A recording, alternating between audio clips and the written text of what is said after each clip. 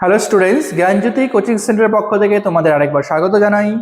আমি রাজীব স্যার এবং আজকে আমরা আলোচনা করব নর্থ বেঙ্গল ইউনিভার্সিটির পলিটিক্যাল সায়েন্সের ফার্স্ট সেমিস্টারের যে মেজর পেপার 2 রয়েছে, সেই মেজর পেপার 2-এ তোমরা যারা পড়াশোনা করছো বা পরবর্তীকালে এক্সাম দেবে তাদের জন্য যে আজকের টপিকটা রয়েছে, আজকের টপিক যেটা হচ্ছে অঙ্গরাজ্যের রাজ্যপাল এবং তার ক্ষমতা এবং কার্যাবলী। ঠিক আছে, তো তার আগে তোমরা যারা আমাদের চ্যানেলে প্রথম এসেছো বা এখনো আমাদের চ্যানেলটিকে সাবস্ক্রাইব করনি, তারা অবশ্যই আমাদের চ্যানেলটিকে সাবস্ক্রাইব করো এবং পাশে থাকা বেল আইকনটিকে ক্লিক করে দিও, যাতে আমাদের পরবর্তী ভিডিও নোটিফিকেশন তোমরা খুব সহজেই পেয়ে যেতে পারো। এছাড়া তোমরা যারা আমাদের সাথে অনলাইনে যুক্ত হতে চাও বা আমাদের থেকে কোর্স পারচেস করতে চাও, তারা সরাসরি আমাদের সাথে যোগাযোগ করতে পারবে। ঠিক আছে, তো মেজর স্টুডেন্টদের জন্য পুরো সেমিস্টারের কোর্স ফ্রি আমরা রেখেছি শুধুমাত্র 1199 এবং মাইনর স্টুডেন্টদের জন্য শুধুমাত্র 699। এছাড়া তোমরা যদি চাও, আমাদের গুগল প্লে স্টোরে আমাদের একটা অ্যাপ রয়েছে যেটা হলো পিস্টিকল এডুকেশন বলে, সেই অ্যাপটাও তোমরা ডাউনলোড করে আমাদের সাথে যুক্ত হতে পারবে। তো চলো এবার মেন টপিকে আসা যাক। দেখো, অঙ্গরাজ্যের রাজ্যপালের ক্ষমতা এবং কার্যাবলীগুলো কি কি রয়েছে। তো প্রথমে আমরা দেখে নিব যে কি ভারতীয় শাসনতন্ত্রের 153 নং ধারা অনুযায়ী প্রতিটি অঙ্গরাজ্যে একজন করে রাজ্যপাল প্রশাসনিক প্রধান হিসেবে অবস্থান করে। তো প্রশাসনিক প্রধান হিসেবে হলো যে হয়েছে সেই রাজ্যের রাজ্যপাল। ঠিক আছে, তিনি প্রত্যেকটি অঙ্গরাজ্যে থাকবে। সংসদীয় গণতন্ত্রের রীতি অনুযায়ী এই রাজ্যপাল হলেন নিয়মতান্ত্রিক প্রধান। ঠিক আছে, রাজ্যপাল যিনি থাকবে সেটা হলো নিয়মতান্ত্রিক প্রধান। প্রকৃত ক্ষমতা মুখ্যমন্ত্রীর নেতৃত্বাধীন মন্ত্রিপরিষদের হাতে কুক্ষিগত থাকে। ঠিক আছে, যে প্রকৃত ক্ষমতা কিন্তু রাজ্যপালের কাছে থাকে না, তিনি হলেন শুধুমাত্র নিয়মতান্ত্রিক প্রধান এবং যে প্রকৃত ক্ষমতা রয়েছে সেটা হলো মুখ্যমন্ত্রী নেতৃত্বাধীনে যে মন্ত্রিপরিষদ রয়েছে তাদের হাতে কিন্তু ন্যস্ত থাকে। আচ্ছা, অধ্যাপক জোহারি বলেছেন যে রাজ্যপাল হলেন রাজ্যের এবং কেন্দ্রের প্রতিনিধি এবং কেন্দ্রে ও রাজ্যের মধ্যে যোগাযোগের মাধ্যম। ঠিক আছে, তো রাজ্যপাল যিনি হলেন থাকবে সেখানে, তো তার যে মেন কাজটা হবে রাজ্য এবং কেন্দ্রের মধ্যে যোগাযোগ মাধ্যম বা যোগাযোগটাকে রক্ষা করা। সংবিধান অনুযায়ী ভারতের অঙ্গরাজ্যের রাজ্যপাল রাষ্ট্রপতি দ্বারা মনোনীত হন। ঠিক আছে, তো যে অঙ্গরাজ্যের যে রাজ্যপাল রয়েছে তাকে মনোনীত করেন হলো রাষ্ট্রপতি। রাষ্ট্রপতি অবশ্য এক্ষেত্রে কেন্দ্রীয় মন্ত্রিপরিষদের পরামর্শ অনুযায়ী কাজ করে থাকেন। আচ্ছা, তারপরে কি রাজ্যপালের 5 বছরের কার্যকালের মেয়াদে প্রধানমন্ত্রীর পরামর্শে রাষ্ট্রপতি তাকে পদচ্যুত বা স্থানান্তরিত করতে পারে। তো রাজ্যপালের যে কার্যকালের মেয়াদ, সেই কার্যকালের মেয়াদ থাকে হলো 5 বছর। এই 5 বছরের মধ্যে কিন্তু তাকে পদচ্যুত করতে পারবে বা তাকে স্থানান্তরিত করতে পারবে। ভারতীয় শাসনতন্ত্রের কেন্দ্রে এবং রাজ্যের মধ্যে ভারসাম্য রক্ষার জন্য রাজ্যপালের পদটি সৃষ্টি করা হয়েছে। রাজ্যপালের শাসন সংক্রান্ত, আইন সংক্রান্ত, আর্থিক, বিচার এবং স্বেচ্ছাধীন কিছু ক্ষমতা ভোগ করে থাকেন। ঠিক আছে, এই সমস্ত ক্ষেত্রে রাজ্যপাল কিছু ক্ষমতা ভোগ করে থাকেন। তবু তার পরামর্শ পদমর্যাদাকে কেন্দ্র করে রাষ্ট্রনীতির অঙ্গনে দুটি পরস্পর বিরোধী ধারা বিদ্যমান রয়েছে। তিনি কি প্রকৃতির শাসক প্রধান এবং নাকি তার ক্ষমতা নিয়মতান্ত্রিক এবং আনুষ্ঠানিক। ঠিক আছে, তো যে দুটো যে পারস্পরিক যে ধারা যেটা রয়েছে সেটাকে প্রথমটা হলো যে তিনি কি প্রকৃত শাসন প্রধান এবং দ্বিতীয়টা যে তিনি শুধুমাত্র নিয়মতান্ত্রিক বা আনুষ্ঠানিক যে ক্ষমতা ভোগ করে থাকেন। তো এই দুটো বিষয় নিয়ে বলা হয়েছে। তো দেখো, নেক্সট রয়েছে কি রাজ্যপালের ক্ষমতা এবং কার্যাবলী কি। তো রাজ্যপালের রাজ্যের শাসন বিভাগীয় প্রধান। ঠিক আছে, রাজ্যের শাসন বিভাগের যে প্রধান তিনি হলেন রাজ্যপাল। রাজ্যের শাসন কার্য তার নামে পরিচালিত হয়। বিভিন্ন বিষয়ে রাজ্যপালের ব্যাপক ক্ষমতা বর্তমান থাকে, যেমন শাসন সংক্রান্ত ক্ষমতা, আইন সংক্রান্ত, অর্থ সংক্রান্ত, বিচার সংক্রান্ত এবং স্বেচ্ছাধীন কিছু ক্ষমতা তিনি ভোগ করে থাকেন। দেখো, প্রথমেটা রয়েছে শাসন সংক্রান্ত ক্ষমতা। সংবিধান অনুসারে রাজ্যের শাসন সম্পর্কিত সকল ক্ষমতা রাজ্যপালের উপর ন্যস্ত থাকে। তিনি নিজেও বা অধীনস্থ কর্মচারীদের মাধ্যমে এই ক্ষমতা প্রয়োগ করে থাকেন। ঠিক আছে। তো সংবিধান অনুসারে রাজ্যের শাসন সম্পর্কিত সকল ধরনের ক্ষমতা হচ্ছে রাজ্যপালের কাছে কিন্তু ন্যস্ত করা হয়েছে। তো চাইলে এই ক্ষমতাগুলো তিনি নিজেও ভোগ করতে পারেন, বা তার অধীনে যে কর্মচারীগুলো রয়েছে তাদের মাধ্যমেও এই ক্ষমতাগুলো তিনি ভোগ করতে পারেন, যেটা সংবিধানের 154 নং ধারাতে বলা হয়েছে। এটা হলো প্রথম। দ্বিতীয় যেটা রয়েছে যে রাজ্যপালকে সংবিধান অনুসারে ক্ষমতা প্রয়োগ করতে হয়। সংবিধান হিসেবেই কিন্তু রাজ্যপাল তার ক্ষমতাগুলোকে প্রয়োগ করতে পারবেন, সংবিধানের বাইরে গিয়ে কিন্তু ক্ষমতা প্রয়োগ করার তার কোনো অধিকার নেই। 3 নম্বরে রয়েছে কি, রাজ্যের শাসন কার্য পরিচালনার জন্য রাজ্যপালকে প্রয়োজনীয় নিয়ম পদ্ধতি প্রণয়ন করতে হবে। যেই সমস্ত নিয়ম পদ্ধতিগুলো সেখানে বর্ণিত থাকবে সেই নিয়ম অনুসারেই কিন্তু তাকে শাসন কার্যগুলোকে পরিচালনা করতে হবে। 4 নম্বরে রয়েছে রাজ্যের তালিকাভুক্ত সকল বিষয়েই তার শাসন সংক্রান্ত ক্ষমতা প্রয়োজন। 5 নম্বরে যুগ্ম তালিকাভুক্ত বিষয়ে রাজ্য সরকারের আইনগুলির উপরও তার শাসন সংক্রান্ত ক্ষমতা প্রযুক্ত হতে থাকে, তবে এই সমস্ত বিষয়ে কেন্দ্রের শাসন ক্ষমতাই প্রাধান্য পায়। ঠিক আছে, এই সমস্ত বিষয়ে কেন্দ্রেরই যে শাসন ক্ষমতা রয়েছে সেটাকেই প্রাধান্য দেওয়া হয়ে থাকে। 6 নম্বরে রয়েছে মন্ত্রিসভার সকল সিদ্ধান্ত এবং কার্যকলাপ সম্পর্কে রাজ্যপালকে অবহিত করতে হয়। এই ব্যাপারে মুখ্যমন্ত্রীর বিশেষ দায়িত্ব থাকে বা আছে। 7 নম্বরে রাজ্যপালের প্রতিবেদনের ভিত্তিতে রাষ্ট্রপতি সংশ্লিষ্ট রাজ্যের শাসনতান্ত্রিক অচলাবস্থা তিনি ঘোষণা করতে পারেন। আচ্ছা, নেক্সট রয়েছে কি, নিয়োগ সংক্রান্ত ক্ষমতা। নিয়োগ সংক্রান্ত ক্ষমতার প্রথমে রয়েছে কি, রাজ্যপাল রাজ্যের মুখ্যমন্ত্রী এবং মুখ্যমন্ত্রীর পরামর্শক্রমে অন্যান্য মন্ত্রীদের নিযুক্ত করেন। তো নিয়োগ সংক্রান্ত ক্ষমতার মধ্যে যে রাজ্যপালের প্রথম যে ক্ষমতাটা রয়েছে তিনি হলেন মুখ্যমন্ত্রীকে নিয়োগ করেন, এবং মুখ্যমন্ত্রীকে নিয়োগ করার পরে পরবর্তী যে মন্ত্রীগুলো রয়েছে সেই মন্ত্রীগুলোকে কিন্তু মুখ্যমন্ত্রীর পরামর্শক্রমে বাকি মন্ত্রীদের তারা দুজনে মিলে নির্বাচন বা নিযুক্ত করে। তবে বিধানসভার সংখ্যাগরিষ্ঠ দলের নেতাকেই মুখ্যমন্ত্রী পদে নিযুক্ত করতে হবে। তো বিধানসভায় যেই দল সংখ্যাগরিষ্ঠতার মাধ্যমে বিজয়ী হয় সেই দলের নেতাকেই কিন্তু মুখ্যমন্ত্রী পদে নিযুক্ত করতে হবে। এটা হলো প্রথম। দ্বিতীয় নম্বরে বলা হয়েছে তিনি রাজ্যের অ্যাডভোকেট জেনারেল, রাজ্যের পাবলিক সার্ভিস কমিশনারের সদস্যদের এবং অন্যান্য উচ্চপদস্থ কর্মচারীদের নিযুক্ত করবেন। ঠিক আছে, তো রাজ্যের যে অ্যাডভোকেট জেনারেল রয়েছে, তারপরে অন্যান্য যে পাবলিক সার্ভিস কমিশনারের যে সদস্যগুলো রয়েছে এবং অন্যান্য আরো উচ্চপদস্থ যারা কর্মচারী তাদেরকে কিন্তু রাজ্যপাল নির্বাচিত বা নিযুক্ত করে থাকে। 3 নম্বরে রয়েছে রাজ্যপাল মন্ত্রীদের পদচ্যুত করতে পারেন। ঠিক আছে, মন্ত্রীদের যেভাবে তিনি নিয়োগ করতে পারেন সেভাবেও তিনি কিন্তু তাদেরকে পদচ্যুত করতে পারেন, এই অধিকারটাও তাকে দেয়া হয়েছে। 4 নম্বরে রাজ্যের হাইকোর্টের বিচারপতি নিয়োগের ক্ষেত্রে রাষ্ট্রপতি অপরিহার্যভাবে রাজ্যপালের সঙ্গে পরামর্শ করেন। তো যে কোনো রাজ্যের যে হাইকোর্টের বিচারপতি রয়েছে সেই হাইকোর্টের বিচারপতি নিয়োগের ক্ষেত্রে কিন্তু রাষ্ট্রপতির অপরিহার্য ভূমিকা রয়েছে, এবং সেই অপরিহার্য ভূমিকা রাজ্যপালের সঙ্গে পরামর্শ করেন এবং তারা তারপরে যে হাইকোর্টের বিচারপতিকে নিযুক্ত করেন, যেটা সংবিধানের 217 নং ধারা অনুযায়ী বলা হয়েছে। আচ্ছা, তারপরে যেটা রয়েছে তপশিলীদের বিষয়ে কি কি ক্ষমতা ভোগ করে থাকেন রাজ্যপাল, সেটা হলো রাজ্যের তপশিলি উপজাতি, তপশিলি বর্ণ এবং অন্যান্য শ্রেণীর সর্বাঙ্গীন উন্নতির ক্ষেত্রে রাজ্যপালের উপর বিশেষ দায়িত্ব দেওয়া হয়েছে।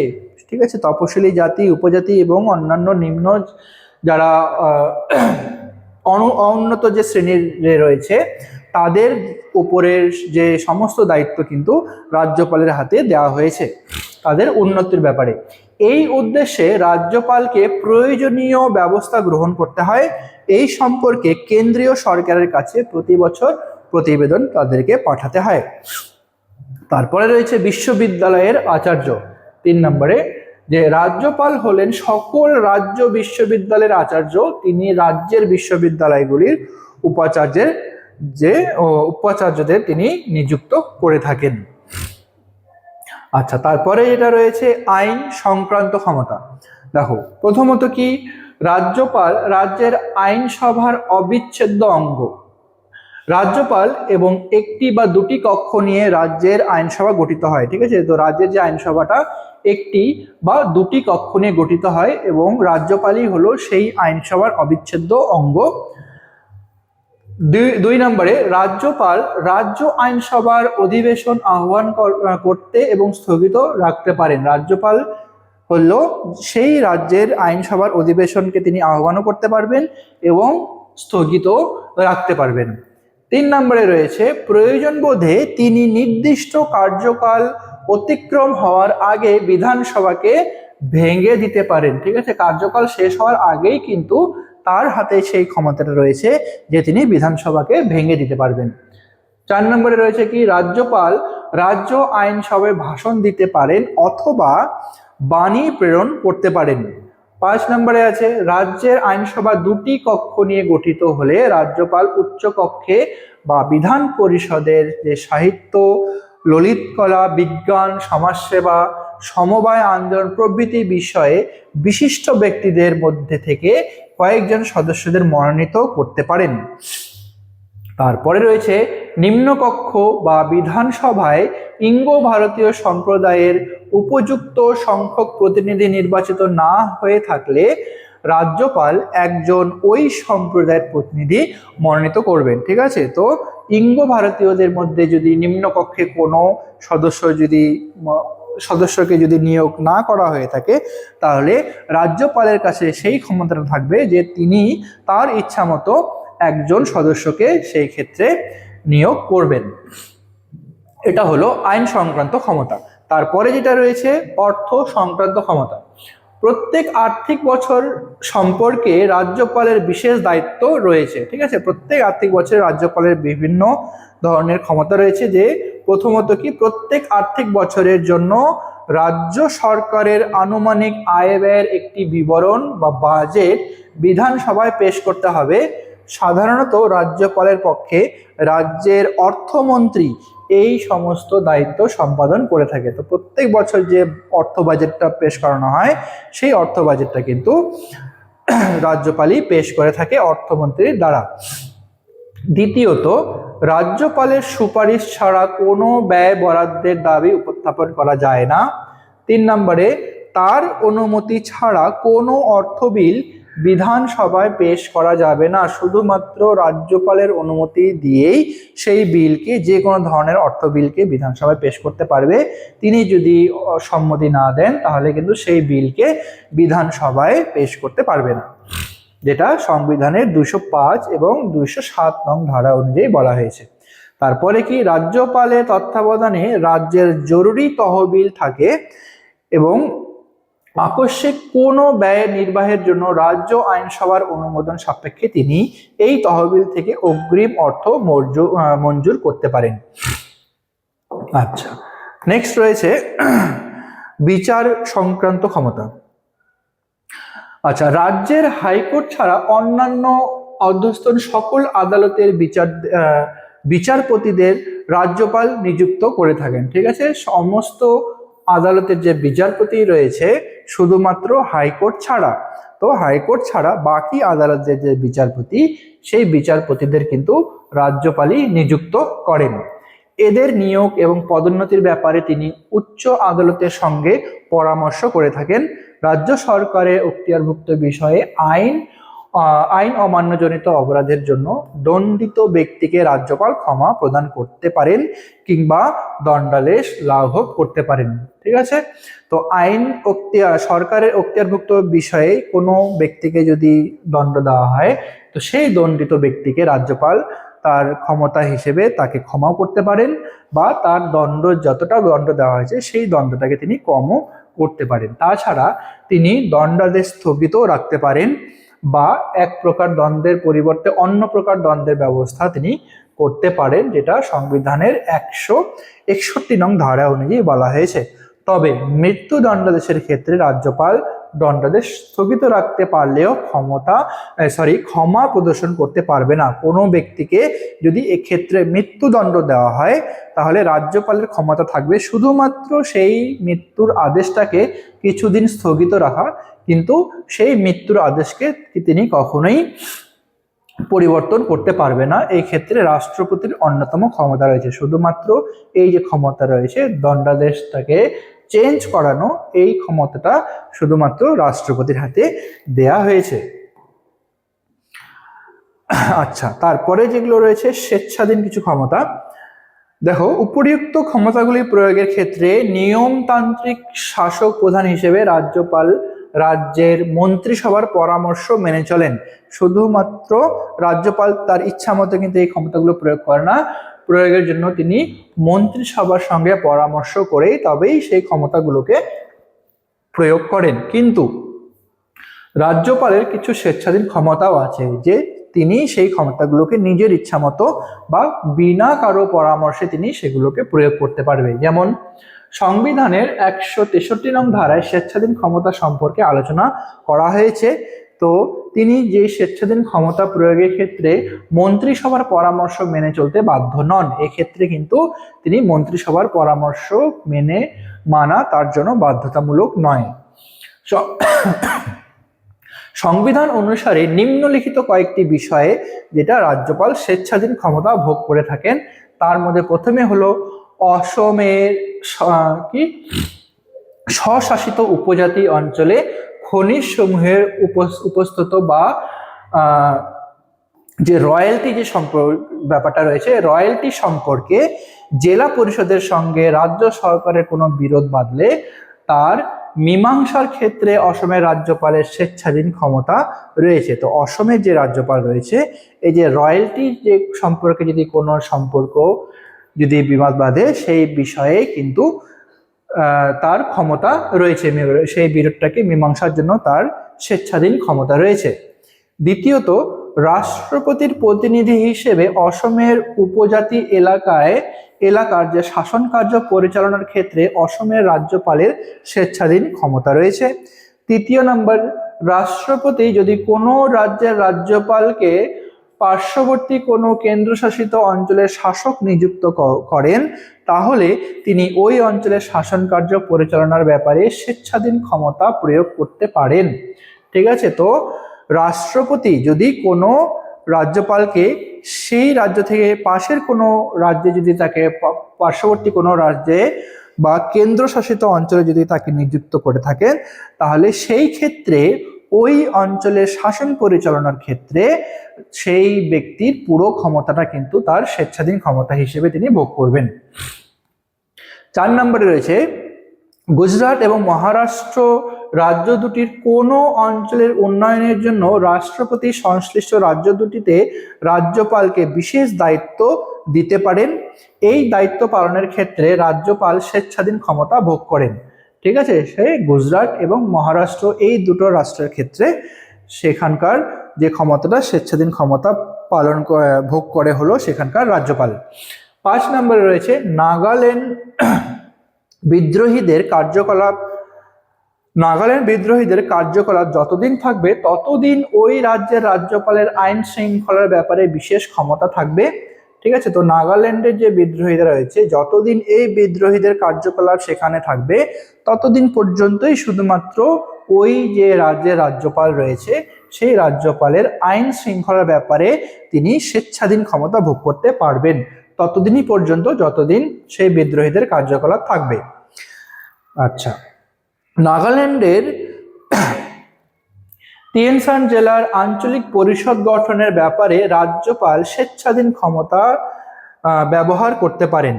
তারপরে 6 নম্বরে বলা হয়েছে কি সিকিমের শান্তি শৃঙ্খলা রক্ষা এবং জনগণের আর্থ-সামাজিক উন্নয়নের জন্য সিকিমের যে রাজ্যপাল কিছু বিশেষ ক্ষমতা ভোগ করে থাকে, যেটা সংবিধানের 371 নং ধারা অনুযায়ী বলা হয়েছে।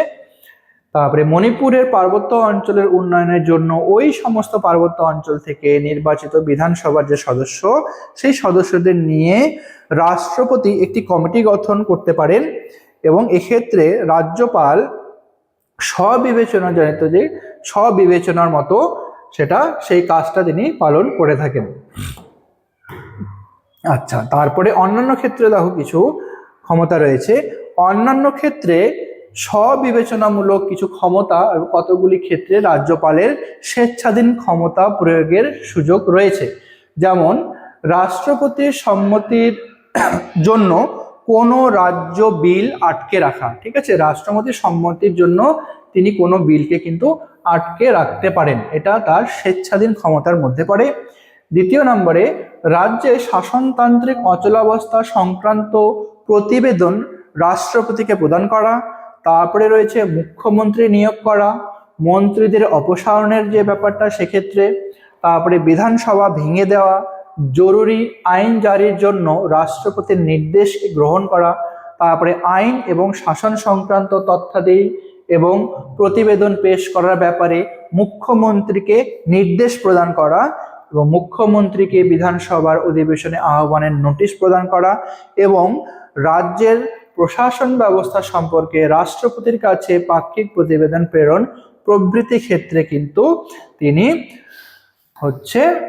তার ক্ষমতাগুলো ভোগ করে থাকেন।